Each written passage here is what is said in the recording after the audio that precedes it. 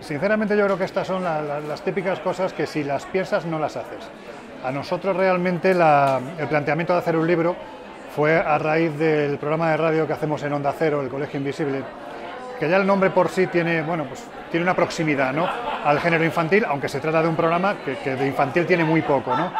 Y el planteamiento fue, oye, ¿por qué no hacéis un libro enfocado a niños en el que habléis de los 13 perfiles que más han aterrorizado a lo largo de los años, los que han generado pesadillas, ¿no? Claro, ese planteamiento, sobre todo cuando te diriges a un público infantil, a mí sinceramente me hizo temblar, porque claro, el lenguaje es completamente diferente, la forma de contarlo es completamente diferente, la estructura del libro es diferente. Y así es como surgió, y realmente te puedo decir que de los libros que he escrito ahora mismo, yo creo que es, con muchísima diferencia, primero el que más me ha satisfecho y segundo, por la propia estética del libro, el que más me ha gustado con mucha diferencia, como te digo.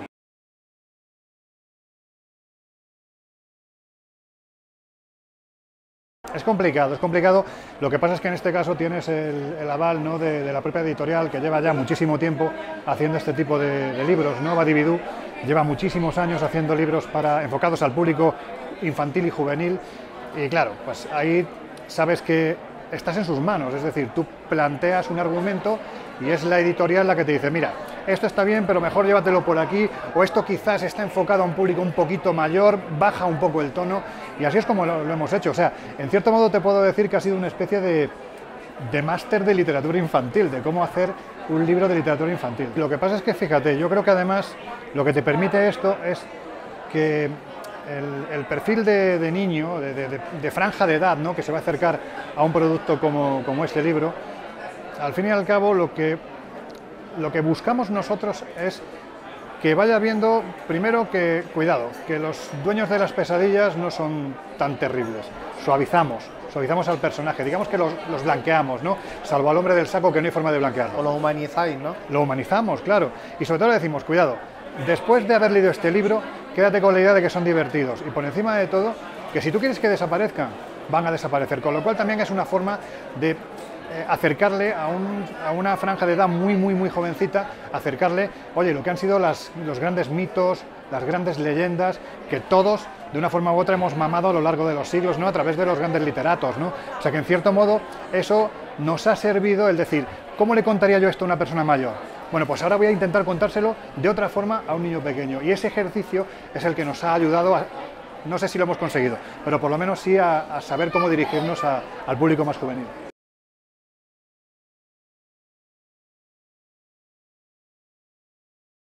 Pues te diría que es un libro en el que aparecen las fichas policiales de los 13 asustadores profesionales, que ahí tienes a Sleepy Hollow, que tienes a Nessie, que tienes a la Bruja, que tienes al Yeti, que tienes al Chupacabras, que es el último asustador que se ha unido a este grupo. Y lo más importante es que tienes unas ilustraciones donde los vas a poder ver cómo son, porque muchas veces son escurridizos, no se pueden ver. Ahí los vas a ver en unas imágenes que son absolutamente maravillosas. Y por encima de todo, una vez que terminas el libro, si eres un niño, no tengas miedo, porque te darás cuenta que son divertidos, y si eres un adulto, disfruta del libro y disfruta de las ilustraciones, porque son una maravilla.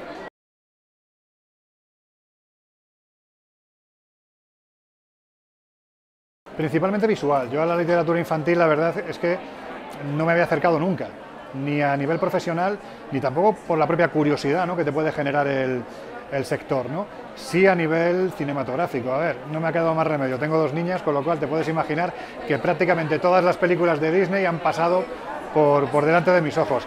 Y por supuesto la que te diría que ha sido un referente que me parece maravilloso. Es un libro que tiene una carga de profundidad con respecto precisamente a este tipo de temáticas, ¿no?, que te habla de la muerte con una claridad y una sencillez, que está enfocado para niños.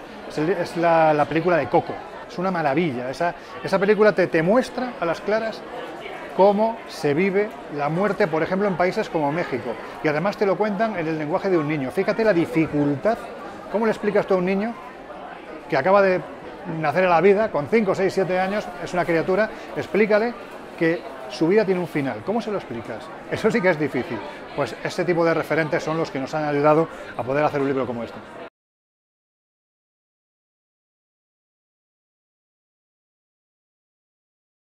Bueno, mira, ha habido de todo, pero sobre todo me quedo con los niños más pequeños. Siempre te preguntan lo mismo. ¿Me va a dar miedo? Siempre te preguntan lo mismo. Y a mí, claro, eso te impacta porque ves unos ojos muy abiertos, muy llenos de curiosidad, que están deseando de que le digas que no le va a dar miedo, porque se quieren llevar el libro. Comentarios ha habido de todo tipo, ¿no? Recuerdo que uno de los mensajes que nos llegó a través de un email era la madre de una niña que estaba en el hospital, con una enfermedad, bueno, un poco complicada, y nos decía que su hija había vuelto a sonreír después de leer el libro. Es joder, mira, es que se me ponen los pelos de punta, o sea, claro, son esas cosas bonitas que con este tipo de literatura, hasta que no la haces, no te das cuenta de que te pueden llegar, ¿no? Y es maravilloso, es muy bonito.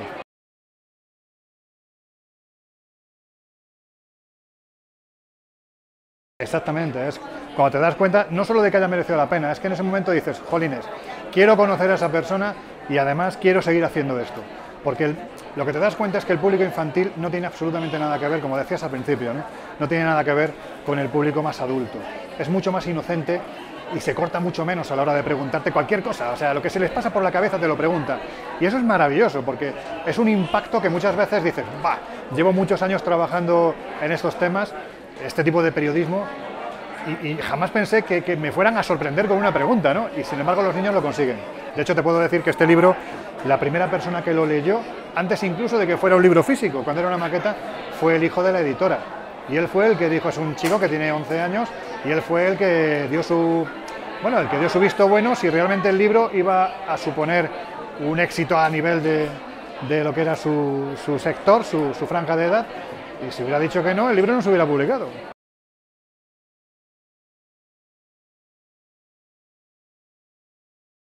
Creo que en algunos casos sí, en otros es imposible, porque a mí me siguen dando miedo. Es decir, mira, es curioso, ¿no? Porque en el libro aparecen 13. ¿Y sabes cuál es el más aterrador de todos? El más humano, el hombre del saco. Porque detrás de la historia del hombre del saco hay una historia real, que ocurre en el año 1908 en Almería, donde una serie de fanáticos asesinan a un niño pensando que con la grasa de su cuerpo iba a sanar un tuberculoso. 5.000 reales costó la vida de ese niño. Y eso lo hizo un hombre que después cogió los despojos de ese niño, los metió en un saco, se los echó a la espalda, y así decían que por aquella vega africana y risueña de Almería se veía la silueta de aquel hombre recortando el horizonte, llevando un saco con un despojo humano en su interior. Esa historia es real. El resto de historias que aparecen en el libro, puedes hablar de Frankenstein, de Drácula, del Chupacabras, del Yeti, son todo ficción. Esa es la única historia real y es la más terrible de todas.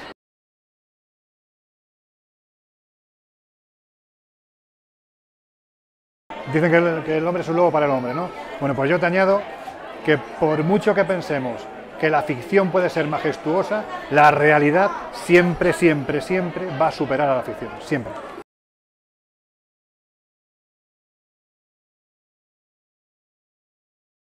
Bueno, ahora estoy en otro ámbito, ¿no? Que es un proyecto literario que tiene que ver con el programa de radio que estamos haciendo, está más enfocado a un público más adulto, ¿no?